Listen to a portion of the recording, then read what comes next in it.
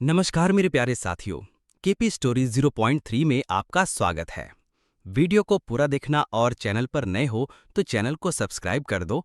पृथ्वी अब पहले जैसी जलती भरी नहीं रह गई थी।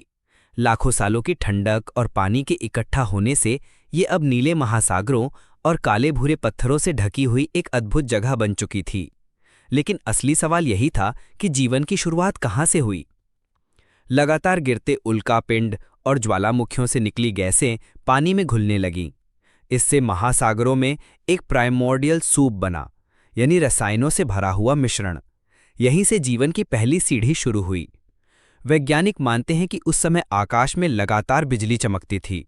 ये बिजली महासागर के उस सूप में गिरी और वहां मौजूद कार्बन, हाइड्रोजन, ऑक्सीजन और नाइट्रोजन जैसे तत्वों को जोड़कर पहले कार्बनिक यौगिक बनाए, यानी जीवन की बुनियादी ईंटें।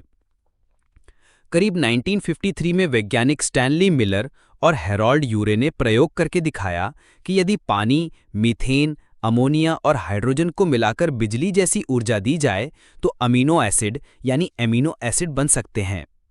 एमिनो एसिड ही प्रोटीन के निर्माण खंड हैं और प्रोटीन ही जीवन की सबसे जरूरी नींव है। करीब 900 करोड़ साल पहले महासागरों में छोटे छोटे अणु आपस में जोड़कर और ज्यादा जटिल बने। धीरे धीरे इनमें से कुछ ने खुद को कॉपी करना सीखा। यही जीवन की असली शुरुआत थी, यानी पहली कोशिका। उस समय पृथ्वी पर ऑक्सीजन बिल्कुल नहीं थी।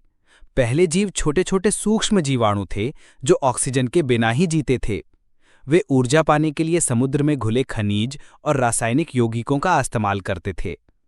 पहले करीब 350 करोड़ साल पहले महासागरों में साइनोबैक्टीरिया पैदा हुए। ये छोटे छोटे जीव सूरज की रोशनी को पकड़कर फोटोसिंथेसिस करने लगे, यानी उन्होंने सूर्य की ऊर्जा से अपना भोजन बनाया और एक नया उपउत्पाद निकला, ऑक्सीजन। पहली बार वायुमंडल में ऑक्सीजन भरने लगी। शुरुआत में ये समुद्रों में मौजूद लोहे और अन्य तत्वों से मिलकर जंग बनाने लगी। लेकिन लाखों साल बाद जब महासागर संतृप्त हो गए तो ऑक्सीजन वातावरण में भरने लगी। यही वो पल था जिसने पृथ्वी पर जीवन की दिशा बदल दी। अब जीवन केवल सूक्ष्म जीवाणुओं तक सीमित नहीं रहा, बल्कि आगे चलकर बहुकोशिकीय जीव बनने की नींव रखी गई।